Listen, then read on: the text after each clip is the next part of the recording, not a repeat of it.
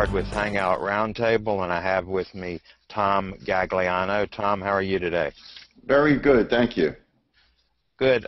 Just to introduce Tom a bit, Tom has a successful entrepreneurial background, and he migrated to another interesting area, and that's life coaching people, and also he's an author of a book, The Problem Is Me.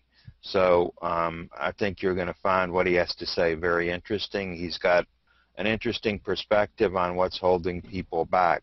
So Tom, why don't you briefly give some more background, and I'm interested particularly after your entrepreneurial, which you can touch on, in how you got involved with this whole field, and then I'll ask you some more questions. So go ahead. Thank you, Frank.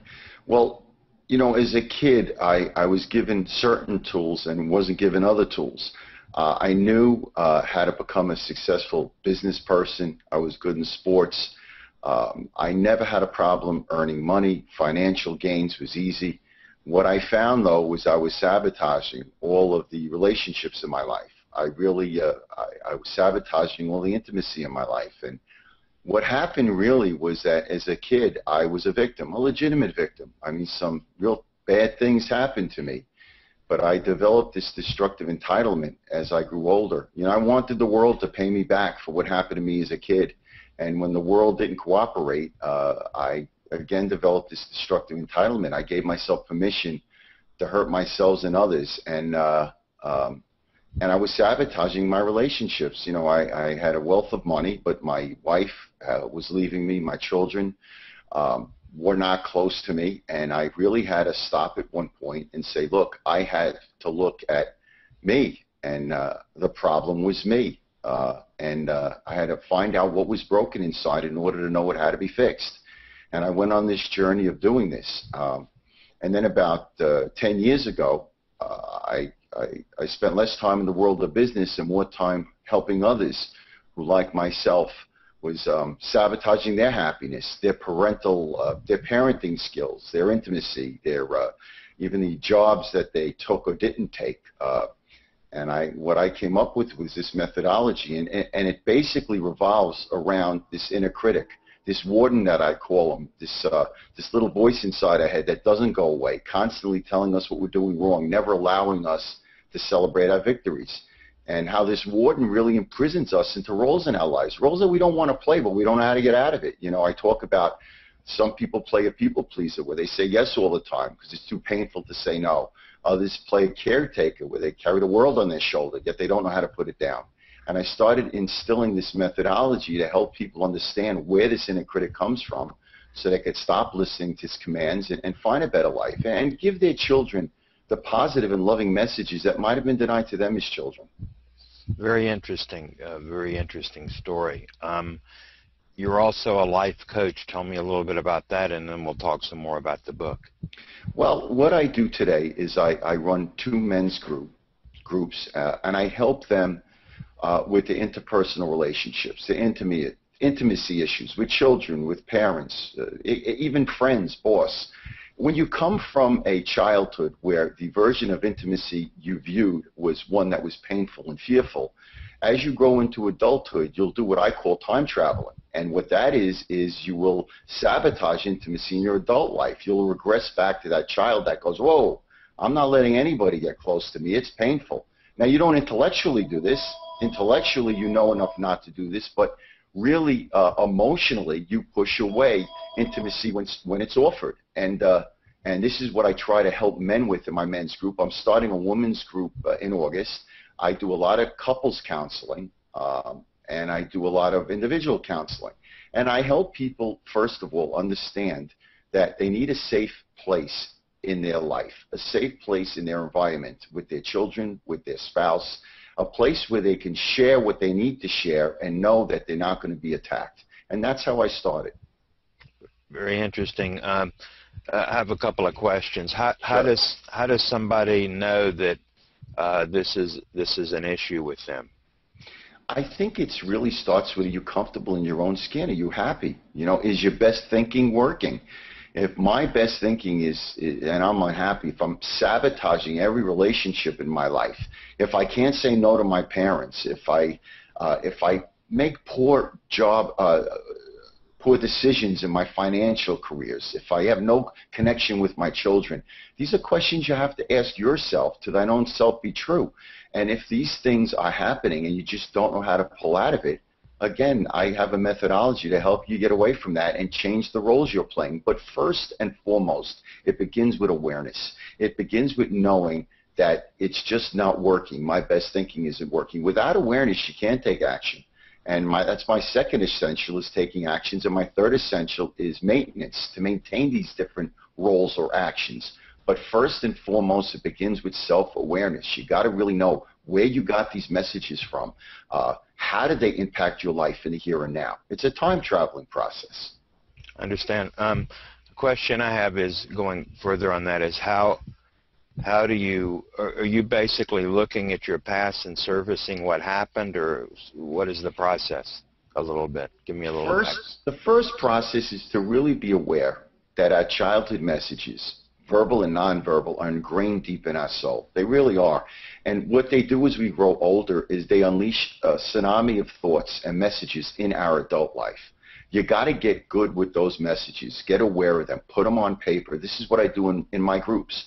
We talk about the messages the warden gives us every day in our life. And, of course, they come from childhood messages. So once you're aware of those messages, it makes it so much easier to change the roles you're playing and change the actions you're playing with the help of other people. I'm a big believer that this is all a we process, not a me process. Letting others, those people you're safe with in your life, those people that don't judge you in your life, allowing them to help you to break the roles that you've always played. Interesting. You know, it brings to mind another interview I did with a gentleman, Robin Rushlow, who's totally blind. He has 80% of his hearing loss, and wow. is very inspirational. But the other day when I interviewed him, he said a couple of things. First, he said one of the things that keeps us from accomplishing more is the 6 inches between both of our ears, which I think is what Absolutely. You're saying. And then so one other person I interviewed, Rick Gattle, who carried on the work of Napoleon Hill, said you have to be the guard at the door in terms of the thoughts that come into your mind. So, right. You know, your thoughts kind of you know, bring that to mind. So you get in touch with, tell me if I understand this correctly, what your own thoughts are in terms of what's going through your mind that may have been influenced by past history. Is that what it is, or have I? Yeah, I can give you a great example. You know, I came from a childhood that was tough. My father was, when me and my brothers didn't do something right, he addressed us as girls. He'd say, girls, girls, girls. And it gave me a message as a child that having feelings and God forbid ever crying meant I was defective, meant something was wrong. And I did not want to give these messages to my children. I really didn't. I wanted to give my children a safe place. And I remember we had an incident where our dog had died, and our dog was sick, and we had to put our dog to sleep. And I went to my son, and I asked him, I said, "How you doing?" He said, "I'm okay, Dad." And instead of walking away, I walked over to him. He was 13 years old, and I put his arms around me, and I put his head on my chest, and I just let him cry. And after a few seconds, his tears intensified, and so did his grip on me. And you see, I was giving my son a safe place, a place to cry in his father's arms, a place I didn't have as a kid. This is what I'm saying about changing these roles that we play in our lives. You know, my children know that they can make a mistake. It doesn't mean they are a mistake.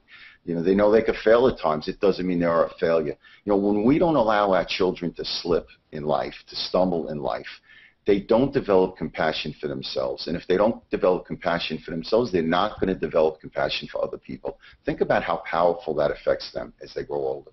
Yeah, that makes a lot of sense. So another question I have, let's say you discover this or you get in touch with this. What do you do to change it?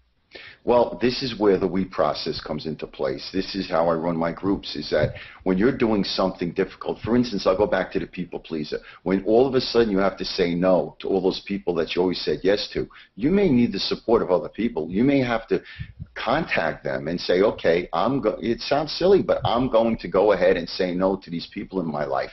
But I need to be able to get back to you, to hold me up, to strengthen me when I do this. Changing roles, even when it's positive, is still terrifying. And as you start to do this process and you start to become more comfortable changing this role, the third essential, maintenance, if you don't maintain these actions, that warden's going to come back, that inner critic, and he's going to want to take over your behavior again and send you right back to your old roles.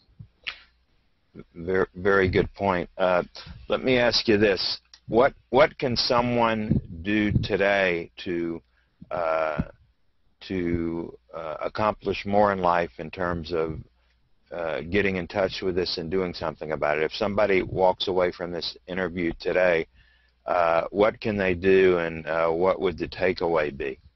The takeaway would be to ask yourself a simple question. Am I doing what I want to do in life, or am I imprisoned by childhood messages? And then try to see how those messages paralyze you in the fears that you have in your life. And if you could see how much of that is manufactured and how much of that is real. And again, I have there's certain techniques I have in my book to really start to expose these things to see if they're really manufactured or real. Many of us are so paralyzed by our fears we can't move our feet. And if we get to that point, we're going to need the help of other people. It could be a coach, a therapist. It could be even close friends to get us to do for ourselves what we can't do alone. Right, right. That's a very good point, and I think it's very helpful to those people watching this. Another question is, how would people, the book is The Problem Is Me, right? It's The Problem Was Me. The Problem Was Me. And by the way, my wife loved that title, but go ahead. Okay, so how would they get this book? They could go to Amazon.com, BarnesandNoble.com. It's an ebook e-reader, and also I would love to answer questions. They can go to my website, which is theproblemwasme.com, and they can throw me some questions, and I'd be glad to answer it. Glad to help them. Good. Well, Tom, I really appreciate this interview. It's been fascinating. Thank you. It's an interesting perspective, and thank you for your time today. Thank you very much, Frank. I enjoyed it. Okay, have a good day now. You too, anytime.